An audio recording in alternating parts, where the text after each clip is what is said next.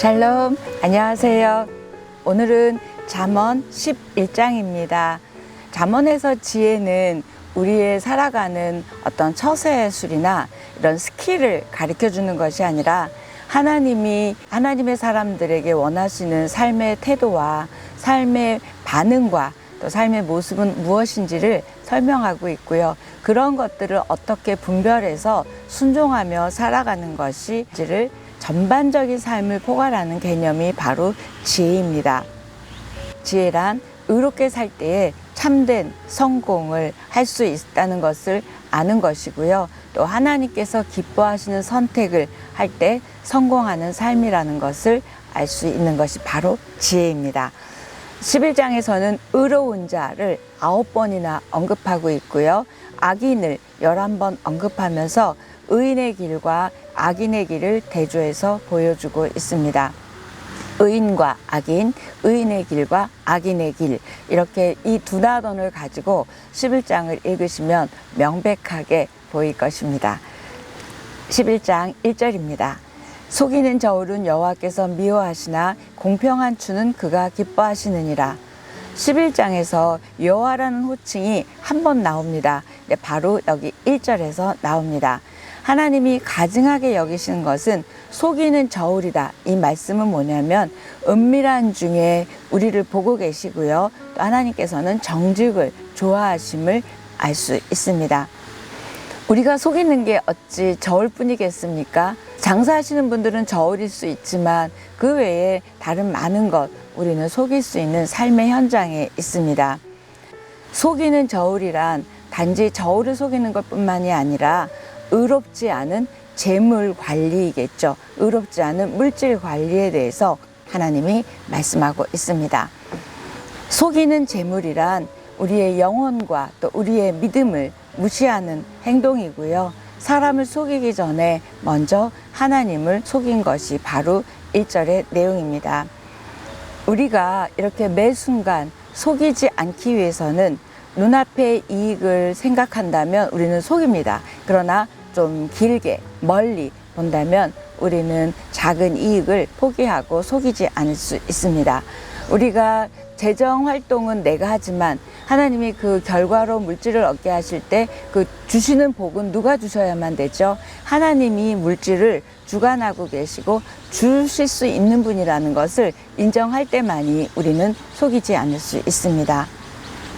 2절에서 3절입니다. 교만이 오면 욕도 오거니와 겸손한 자에게는 지혜가 있느니라. 정직한 자의 성실은 자기를 인도하거니와 사악한 자의 폐역은 자기를 망하게 하느니라. 1절에서 정직 이야기했는데 또 지금 정직 나옵니다. 하나님이 가장 싫어하시는 사람은 교만한 사람, 거짓말하는 사람인 걸 우리는 얘기하고요. 또 잠언에서는 교만에 대해서 경고가 굉장히 여러 번 나오고 있습니다. 죽을 수밖에 없는 죄인이 교만할 게 뭐가 있을까요? 그런데 우리는 교만합니다. 그래서 지혜는 겸손한 것입니다. 겸손은 언제 올 수 있을까? 우리가 얼마나 죄인인지 또 내가 피조물인지를 알 때 가능하고요. 또 내가 얼마나 무익하고 무능한지 알고 인정하는 것이 바로 겸손입니다. 겸손은 자기 자신을 하나님의 눈으로 볼 때 알 수 있고요. 전적으로 하나님을 의뢰하는, 의지하는 마음이 있을 때 겸손할 수 있습니다. 4절에서 7절입니다. 재물은 진노하시는 날에 무익하나 공의는 죽음에서 건지느니라. 완전한 자의 공의는 자기의 길을 곧게 하려니와 악한 자는 자기의 악으로 말미암아 넘어지리라. 정직한 자의 공의는 자기를 건지려니와 사악한 자는 자기의 악에 잡히리라. 악인은 죽을 때에 그 소망이 끊어지나니 불의의 소망이 없어지느니라. 4절에 진노하시는 날은 결국 종말의 날을 말하고 있습니다. 개인적 종말, 또 우리 주님 다시 오시는 우주적 종말의 날에 재물은 전혀 우리에게 도움이 되지 않을 뿐만 아니라 무익하다고 얘기할 수 있습니다. 이건 무슨 말일까요? 재물이 우리를 구원하지 못한다는 뜻입니다. 4절, 5절, 6절에 보면 공의라는 단어가 있습니다. 공의는 죽음에서 건진다 이렇게 얘기합니다. 하나님 앞에 설 때 그 심판의 근거는 재물이 아니라 바로 하나님의 공의라는 것을 설명합니다. 공의의 뜻은 공평하고 의로운 것이 공의지요. 결국 이 공의는 하나님의 성품입니다. 8절에서 11절입니다. 의인은 환난에서 구원을 얻으나 악인은 자기의 길로 가느니라. 악인은 입으로 그의 이웃을 망하게 하여도 의인은 그의 지식으로 말미암아 구원을 얻느니라. 의인이 형통하면 성읍이 즐거워하고 악인이 패망하면 기뻐 외치느니라. 성읍은 정직한 자의 축복으로 인하여 진흥하고 악한 자의 입으로 말미암아 무너지니라. 11절은 정직한 자의 축복으로 인하여 진흥하고, 이 말은요 결국 정직한 자 때문에 그 사람이 있는 곳이 부흥한다, 잘 된다고 얘기합니다. 그다음에 악한 자의 입으로 망한대요. 악한 자의 저주와 그런 말들로 인해서 망한다고 이야기하고 있습니다. 지혜로운 사람은 결국 축복의 통로입니다. 다른 사람을 잘 살게 만들고요, 또 복되게 만드는 것이 바로 지혜로운 사람입니다. 전도서 9장 15절도 이렇게 말합니다. 그 성읍 가운데 가난한 지혜자가 있어서 그 지혜로 그 성읍을 건진 것이라. 그러나 가난한 자를 기억하는 사람이 없었도다. 결국 그 가난한 자의 그 지혜 때문에 구원을 받았지만, 잘 됐지만 그걸 기억하는 사람은 없대요. 그러나 누가 기억하죠? 우리 하나님이 기억하십니다. 저와 여러분의 기도와 또 저와 여러분의 축복으로, 또 저와 여러분의 존재로 인하여 우리가 거하는 가정이든 교회든 있는 곳이 축복, 진흥이 되기를 바라고 소망합니다. 12절에서 15절입니다. 지혜 없는 자는 그의 이웃을 멸시하나 명철한 자는 잠잠하느니라. 두루 다니며 한담하는 자는 남의 비밀을 누설하나 마음이 신실한 자는 그런 것을 숨기느니라. 지략이 없으면 백성이 망하여도 지략이 많으면 평안을 누리느니라. 타인을 위하여 보증이 되는 자는 손해를 당하여도 보증이 되기를 싫어하는 자는 평안하니라. 14절에 보니까 지략이 없으면 망한대요. 이 지략이 많으면 평안을 누린다고 이렇게 얘기합니다. 지략은 모사라고도 번역하기도 합니다. 지략, 모사, 다시 말하면 그 일에 대해서, 사물에 대해서 이해가 있는 사람 또는 통찰이 있는 사람을 말하거든요. 다시 말하면 무지하면 망하게 된다는 거예요. 그래서 지략이 있으면, 모사가 있으면 흥한다. 하나님에 대한 지식, 하나님의 말씀이 있으면 흥합니다. 하나님의 말씀보다 지혜로운 것이 어디 있을까요? 없습니다. 그래서 말씀에 따라 향하는 것이 지혜이고요. 따라서 무지하다는 것은 말씀에 대한 무지이기도 합니다. 16절에서 17절입니다. 유덕한 여자는 존영을 얻고 근면한 남자는 재물을 얻느니라. 인자한 자는 자기의 영혼을 이롭게 하고 잔인한 자는 자기의 몸을 해롭게 하느니라. 유덕한 여자와 근면한 남자가 샘플로 나오고 있습니다. 유덕하다는 것은 영어로 보면 은혜롭다는 뜻입니다. 우리가 은혜로운 여자는 존영을 얻게 된대요. 성경에 많지요. 사라, 한나, 에스더, 룻, 또 브리스가, 베베, 이런 많은 은혜를 끼친, 은혜를 주는, 은혜를 나누어 주는 그런 여자가 존귀와 영광을 받게 되는, 존영을 받는다고 얘기합니다. 사람들에게 인자를 베풀고 자비롭게 행하면 결국 자기 영혼을 이롭게 합니다. 다른 사람을 그렇게 했죠. 그런데 결국 자기의 영혼을 이롭게 한다고 오늘 말씀하고 있습니다. 왜 그럴까요? 마태복음 5장 7절에서도 긍휼히 여기는 자는 긍휼히 여김을 받는다 그랬습니다. 그렇기 때문에 누군가에게 그렇게 한 것은 결국 내가 그렇게 받는다고 오늘 말하고 있습니다. 다시 말해서 하나님과 동행하지 않고는 우리는 우리의 본성을 이길 수 없습니다. 우리 성령으로 충만할 때만이 우리가 인자할 수 있죠. 그 인자한 마음을 우리 하나님이 부어주실 때만이 가능합니다. 주님이 내 안에 거하실 때 우리는 인자할 수 있고요. 또 하나님의 눈으로 바라볼 수 있고 베풀 수 있고 참을 수 있습니다. 18절에서 19절입니다. 악인의 삭은 허무하되 공의를 뿌린 자의 상은 확실하니라. 공의를 굳게 지키는 자는 생명에 이르고 악을 따르는 자는 사망에 이르느니라. 앞부분에서 공의가 나왔었잖아요. 그런데 19절에서 또 공의를 굳게 지키는 자 이렇게 말하고 있습니다. 밑줄 걷으면 좋겠습니다. 이 공의를 굳게 지키는 자가 생명에 이른다고 말합니다. 그래서 이 11장의 핵심 요절을 저는 19절로 말하고 싶습니다. 그래서 생명과 사망이 대조되어 있는데요. 생명에 이르는 자와 사망에 이르는 자 딱 밑줄 긋고요. 이렇게 다시 말하면 구원 얻는 자와 멸망당하는 자를 나누고 있다는 것입니다. 우리 모두는 사망에 이르는 자가 아니라 생명에 이르는 자가 되어야 될 뿐만 아니라 다른 사람도 생명에 이르도록 우리가 생명의 통로, 생명의 은혜가 우리 안에 있었으면 좋겠습니다. 24절에서 26절입니다. 흩어 구제하여도 더욱 부하게 되는 일이 있나니 과도히 아껴도 가난하게 될 뿐 아니라 구제를 좋아하는 자는 풍족하여질 것이요 남을 윤택하게 하는 자는 자기도 윤택하여지리라. 곡식을 내놓지 아니하는 자는 백성에게 저주를 받을 것이나 파는 자는 그의 머리에 복이 임하리라. 적극적으로 구제하라고 남에게 베풀라고 말씀하고 있습니다.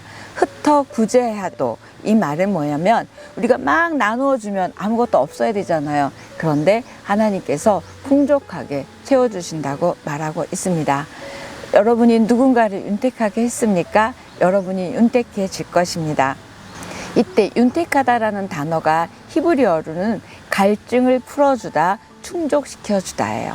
누군가가 뭔가 미흡하고 부족할 때, 목마를 때 그것을 풀어주는 거죠. 그렇게 사랑이든 또 재정이든 시간이든 뭔가 목말라 하는 것들에 대해서 여러분이 그들을 윤택하게 해주는 자 된다면 우리 주님께서 우리를 그렇게 윤택하게 해주신다고 잠언은 말하고 있습니다.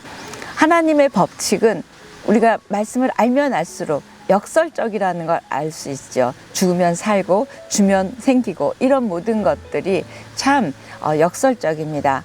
이게 바로 진리의 말씀이고 먼저 그렇게 살아라. 그러면 하나님이 하실 것이다 라는 걸 암시하고 있습니다. 또 이 말씀을 통해서는 하나님의 마음은 약자와 가난한 자와 힘든 자에게 있음을 보게 됩니다. 하나님이 친히 그 사람 도와주실 수 있어요. 그런데 왜 우리에게 그렇게 하라고 할까요? 우리에게도 복을 주시기 위해서 그런 일들을 맡겨주시는 것 같습니다. 구제는 아름다운 것이고 하나님께 구워드리는 것이고 무엇보다도 하나님의 창고에 쌓아두는 것입니다. 저 여러분이 능력껏 구제하는 우리이기를 바랍니다. 곡식을 내놓지 않는 사람, 이게 무슨 뜻이냐면 흉년이 들어서 곡식을 내놔야 우리가 사 먹을 수 있는데 흉년이 들었는데 곡식을 꼭꼭 숨겨둡니다. 왜요? 물가가 막 오를 때, 이렇게 품귀 현상으로 가격이 오를 때 내어놓는 걸 암시하고 있습니다. 이렇게 숨겨놨다가 자기가 폭리를 취하려고 하는 사람에 대해서 책망하는 말씀입니다. 곡식은 사실 어떻게 보면 생존의 문제죠. 이런 생존의 문제가 달려있는 상황에서 자기의 이익을 챙기기 위하여 사람들을 통제하고 또 상황을 통제하고 조정하는 것은 하나님의 저주를 부르는 일이라고 설명하고 있습니다. 우리가 베푸는 인생, 도와주는 인생을 삶으로써 좋은 씨를 뿌리는 하나님의 축복의 씨를 심는 저와 여러분이 되기를 축복합니다. 내 삶의 공급자가 하나님이시다라는 믿음의 표현이고요. 또 하나님이 주신 걸 가지고 하나님이 마음이 있는 곳에 우리가 이렇게 드립니다라는 믿음의 표현이기도 합니다. 그런 자에게 하나님이 채우시고 축복의 통로가 평생토록 되게 하시기를 축복합니다. 27절에서 28절입니다.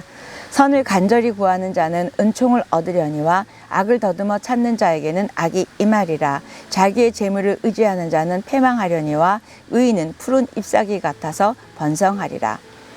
선을 구하는 자는 은총을 얻는다. 이때 선을 찾아서 무엇이 선인지를 찾아서 행하라고 이야기합니다. 여러분 한번 삶의 주변을 보십시오. 어떻게 하는 것이 선이고 어떤 행동이 선인지를 찾아서 그렇게 행하라고 오늘 말하고 있습니다. 저와 여러분이 선을 행하지 못해요. 왜요? 내 문제에 또 내 상황에 집중하고 있다 보니까 주변에 또는 다른 사람에게 힘들고 어려운 일들이 선을 행할 수 있는 기회가 보이지 않는다는 것이죠. 그래서 남의 문제, 남의 아픔이 보이지 않는 것이 우리의 문제입니다. 그러나 하나님의 마음으로 또 하나님의 시선으로 주변을 돌아보면 굉장히 어렵고 힘든 사람들의 그런 탄식 소리, 또 아픔의 소리들을 들을 수 있습니다. 저 여러분이 그 소리를 듣고 작지만 섬기고 선을 행하는 우리이기를 소망합니다.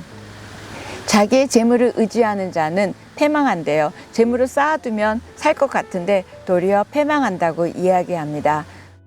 여러분이 가지고 계시는 재물, 또 여러분이 쫓아가고 있는 그 재물은 여러분의 영혼과 여러분의 미래를 책임지지 않는다고 오늘 말하고 있습니다. 저와 여러분이 하나님을 의지함으로 인하여 하나님께서 번성하게 하는 그 축복이 있기를 기도합니다. 사도 바울은 재물관에 대해서 이렇게 얘기했습니다. 디모데전서 6장 17절 19절인데요. 꽤 길지요. 그런데 제가 잠깐 얘기하면 정함이 없는 재물에 소망을 두지 말고 오직 우리에게 모든 것을 후히 주사 누리게 하시는 하나님께 두며 선을 행하고, 이렇게 말하고 있습니다. 명확하게 오늘 잠언의 말씀과 일치하는 말씀입니다. 그렇게 하면 어떻게 하냐고 말하면 이것이 장래에 자기를 위하여 좋은 터를 쌓아 참된 생명을 취하는 것이니라. 이렇게 디모데전서 6장 17절에서 19절은 말하고 있습니다. 여러분 찾아서 한번 읽어보십시오. 우리가 흩어 구제하고 선한 사업을 하고 나누어 주어 믿음의 씨앗을 심고 또 복받는 씨앗을 심고 무엇보다도 물질의 씨앗을 심어서 축복을 넘치게 받아 축복의 통로가 되는 우리가 되기를 바랍니다. 그게 바로 하나님의 나라를 확장하는 일이고요. 하나님의 나라를 보여주는 일이고, 그 일들을 통해서 수많은 영혼들이 하나님께로 인도되어지는 그런 놀라운 은혜와 축복이 있는 우리의 삶이 될 것입니다. 30절 31절입니다. 의인의 열매는 생명나무라. 지혜로운 자는 사람을 얻느니라. 보라, 의인이라도 이 세상에서 보응을 받겠거든 하물며 악인과 죄인이리요. 의인도 복을 받는데 죄인도 이렇게 보응을 받는다, 하나님의 심판을 받는다고 말합니다. 의인의 열매는 생명나무라. 밑줄 걷으면 좋겠습니다. 다시 한번, 의인의 열매는 생명나무입니다. 지혜로운 자는 사람을 얻는다. 이때 사람을 얻는다는 표현은 많은 사람을 구원으로 인도한다는 뜻입니다. 다니엘서 12장 3절에서도 있지요. 지혜 있는 자는 궁창의 빛과 같이 빛날 것이요 많은 사람을 옳은 대로 돌아오게 한 자는 별과 같이 영원토록 빛나리라. 아멘. 이렇게 지혜는 사람을 얻습니다. 지혜는 사람을 구원하여 생명을 얻게 합니다. 많은 사람을 옳은 대로 돌아오도록 하는 여러분의 재물, 여러분의 시간, 여러분의 열정, 여러분의 믿음이 되기를 축복합니다. 지혜는 이렇게 많은 사람을 얻게 합니다. 오늘 여기까지 하겠습니다.